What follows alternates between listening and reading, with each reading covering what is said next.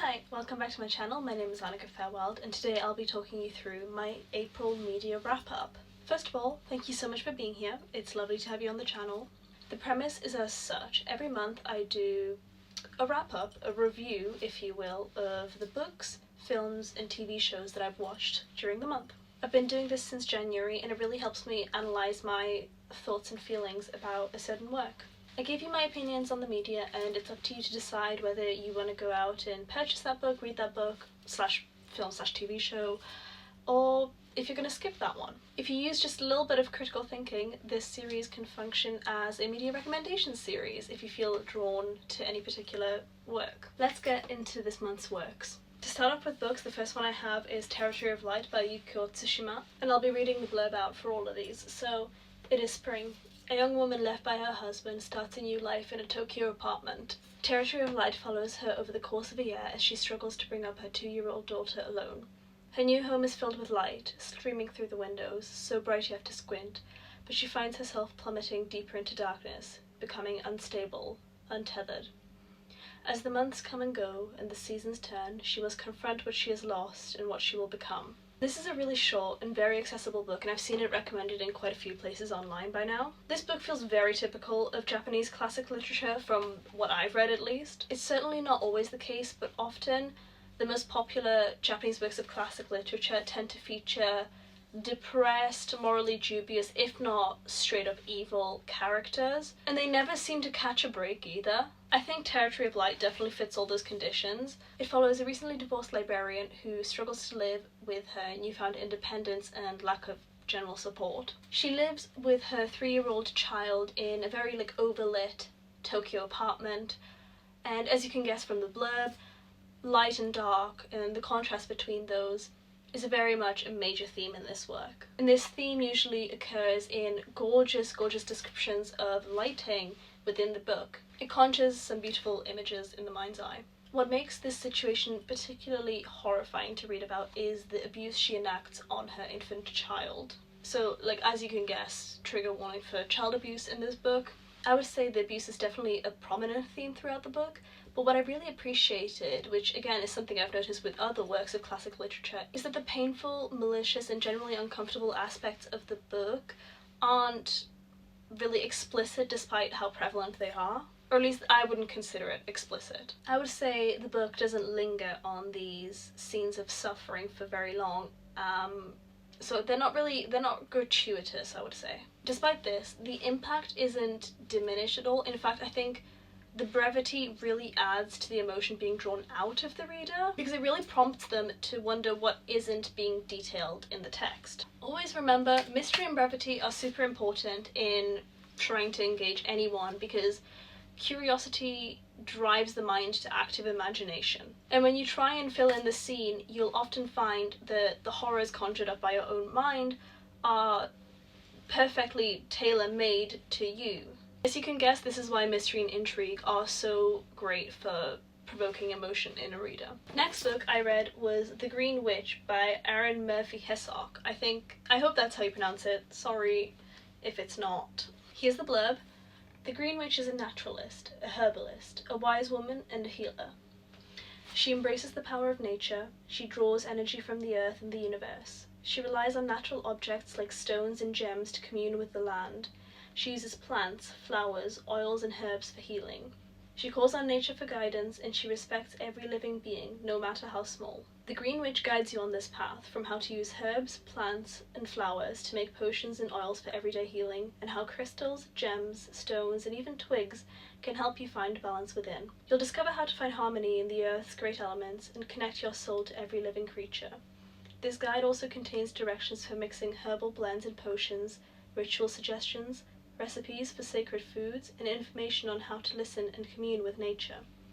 Embrace the world of the Green Witch and discover what the power of nature has in store for you. So as you can probably guess, this is a simple guide to herbal magic and to working with different kinds of natural materials. I picked this book up for springtime, and I would say it definitely is worth it for the rituals and the spells that are detailed if that's what you're going for. However, I do think that a lot of the information provided here could have been found in other better books. I would still say that there are some very useful nuggets of information, particularly on the non-herbal natural materials. For herbal correspondences, I would suggest Scott Cunningham's Encyclopedia of Herbs, and for sensing plant energies and the energies of other natural materials like rocks, stones, twigs, etc., I would recommend Psychic Witch by Matt Oren, which was featured in last month's media wrap-up. I would say it just goes a lot more in depth into the actual technique of it all. I need to speed up because the sun is getting dark and I may have to finish this video tomorrow. Another issue I had with this book was it kind of lacked substantial foundational information, stuff that I think should be added to any book that's going to mention herbalism. There was a lack of sufficient health hazard warnings on certain herbs. This wouldn't normally be an issue if none of the herbs had hazard warnings, and if there was maybe like a disclaimer saying, hey, I'm not your doctor, but for some herbs there actually was a warning and not on other ones that would have required one, so I feel like I didn't appreciate that inconsistency. The next book I read was The Meek One by Fyodor Dostoevsky. The blurb says, based on a St. Petersburg news report, Dostoevsky's searing tale of a man who drives his wife to suicide. This is a short 50-page Penguin mini classic. We know by now that I love those. The plot basically follows the head of a pawn shop who sets out to marry a 16-year-old girl who is incredibly poor. She's being abused at home and she's about to be married off to a man who everyone knows kind of that he beat his other wives to death.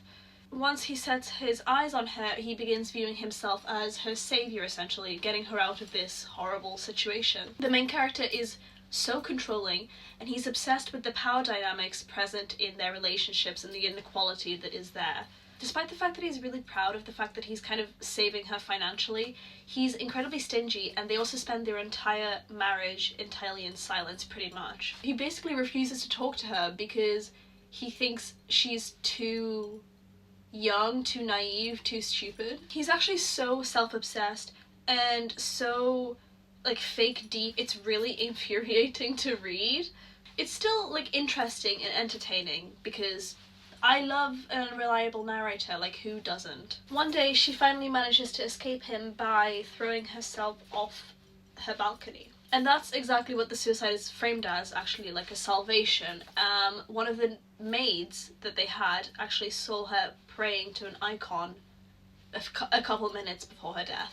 I would say it's definitely worth the read considering it's so short and just the amount of topics that are touched upon within this book. It's good. Read it. I'll talk about this last book and then we'll finish this video tomorrow and we'll talk about films and TV. So the last book I read this month was Condensed Chaos by Phil Hine, and the blurb reads, Condensed Chaos provides a practical introduction to chaos magic, one of the fastest growing areas in Western occultism. Through it you can change your circumstances, live according to a developing sense of personal responsibility, affect change around you and stop living as a helpless cog in some clockwork universe. All acts of personal/collective liberation are magical acts. Magic leads us into exhilaration and ecstasy, into insight and understanding, into changing ourselves in the world in which we participate. Through magic, we may come to explore the possibilities of freedom. This is considered a foundational text in the area of chaos magic, which is something that I've been looking into quite a bit recently. I'm very intrigued about it. Chaos magic is an approach to occultism and witchcraft which basically posits that because reality and our experience of it is so subjective, we will never be able to get close to a singular universal truth which explains the mechanisms of the universe. Since there cannot be a single objectively true framework of understanding, we can utilize our power of belief in something to be true, and we can use therefore any framework for any magical working. And different frameworks have different pros and cons, but that's a whole different topic. I really love Phil Hine's ideas in this. He perfectly outlines the pillars of the chaos approach, and it was filled with really useful information that made sense with my particular understanding of the universe. Plus, it also made a lot of sense. It was just really easy to understand. I'm not going to go over the specific things he talks about in this book because that's convoluted and beyond the scope of this video, let's just say that, but I will link some videos talking about chaos magic in my description box in case you're interested in it, because it's a fascinating idea, really. I'll see you tomorrow because the sun's going down rapidly. And we are back the next day, ready to go through films and TV shows. For films, unfortunately, I'm going to be a bit disappointing. Sorry guys, I only watched one film this month, and that film was The Last Unicorn. Now, I didn't realise how old this film was. I know it was around when I was a child because I used to watch it all the time. But it's just such a whimsical and gorgeous animated film. It's about a unicorn who finds out that she's the last unicorn, as you could probably guess from the title. And she decides to go searching for her lost unicorn brethren, which had been herded into the sea by the Red Bull, which is basically this evil king's lackey, essentially. About halfway through the film, she gets turned into a human by a stupid wizard man, and she begins losing touch with her identity as a unicorn, and she becomes more and more depressed the longer she stays human. In her human form, she grows distant from everyone else. She's very much absent. She rarely speaks, really, but the longer she stays human, the more she finds herself falling in love with the king's son, who basically has this like whole crush on her in the first place, and she's considering staying with him as a human. Spoilers, eventually she does turn back into a unicorn and saves all the other unicorns, so it is a happy ending. But it's really interesting to watch this whole identity crisis unfold. And I also think a thought that I had while reviewing this, or at least writing my notes for this film is like would be so scary for a child audience. Like, I remember being a child and being freaked the fuck out by the Red Bull. This film was foundational in making me who I am. And I thought I'd go back to it because I'd watched it before as a child and I'd loved it, and I saw it having this kind of resurgence online recently. So, you know, I wanted to experience some nostalgia, let's say. I think it held up, honestly, and I'm trying not to be biased because I don't know if I've mentioned this before, I may have. I used to be very much a horse girl in like early childhood. In fact, at one point I used to have an imaginary unicorn that used to live under my school desk, and I used to feed it rubber shavings.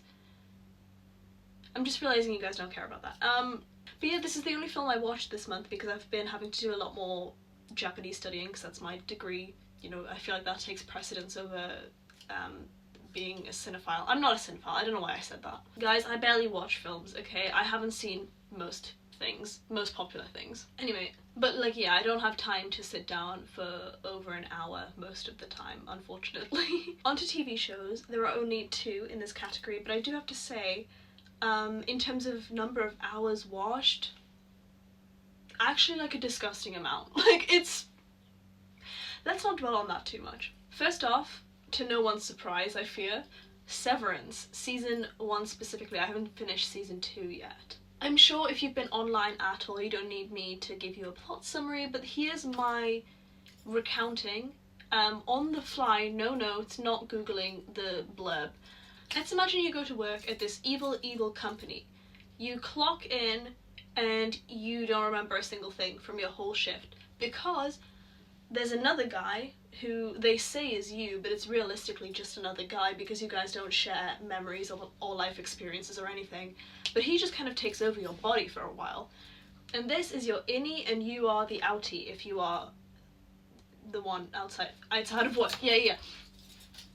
Sorry, I'm a bit insane about this show. I started watching it because I kept getting really amazing edits on my TikTok For You page. I don't know what they are feeding Severance editors, but they are somehow so much better than the editors of any other show. I'm gonna share my most important take about this show, and I think it's not even a hot one. I feel like most people agree with me here. Every single character on that show could get it. Every single one, but in particular, specifically Innie Mark's awkward Riz. Yeah, that would work wonders on me.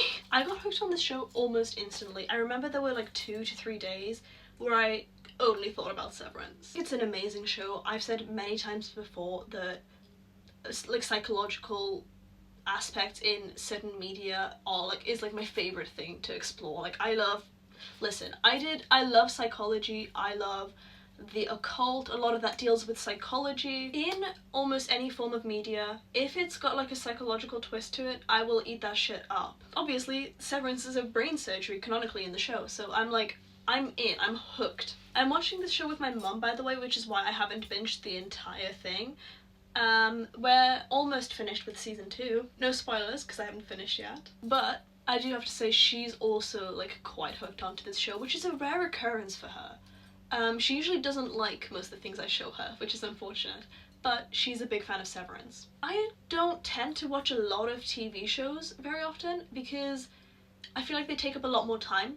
Don't get me wrong, when I was younger I used to watch a lot of like good quality TV shows with interesting plots. Like I loved The OA, I loved Sense8, there were probably other ones as well that I can't think of right now. I kind of forgot that TV shows could do that, could have like a good story, good plot, because most of the TV shows I watch are like comfort shows or like comedy shows, or like the next one which I'm about to go on to right now. Basically, all shows to me kind of had the House MD energy, which is what I've been watching. Listen, I think every single internet cool girl that you love definitely has that like one stupid ass show that they hesitate to share in their media wrap-ups. I'm choosing to share mine, and it's House MD. As much as I prioritize learning and reading things of substance and developing myself and critically thinking, sometimes I do just need like a show like this where I just get to switch my brain off. Not that you need my permission, but not everything you consume needs to be that deep. And that's not to say that House MD is bad. I actually think for what it is, it's very well done. The development of the plot, the pacing, the characters, it's all fantastic. What I mean by getting to switch my brain off and it not being like intellectual content is more so that the plot doesn't delve into like, ooh, the deeper aspects of the human mind. And also like you're not really, as the viewer, expected to know all these medicines and medical terms that the characters are going on about. Like it's kind of explained for you. And I enjoy that. I enjoy sometimes taking a break. House MD is like a break to me. I actually started watching it a year ago from season 4 because my friend was watching it at the time. So I know what happens for like a season, and then I went back and started watching from the beginning myself. I forgot how addictive this show is because my entire TikTok is now filled with House MD content. I didn't realize the fandom was so active. I don't know what they put in that show to make it so fun to watch, because I've never in my life watched a single other medical drama. Like that's not the type of stuff I tend to watch.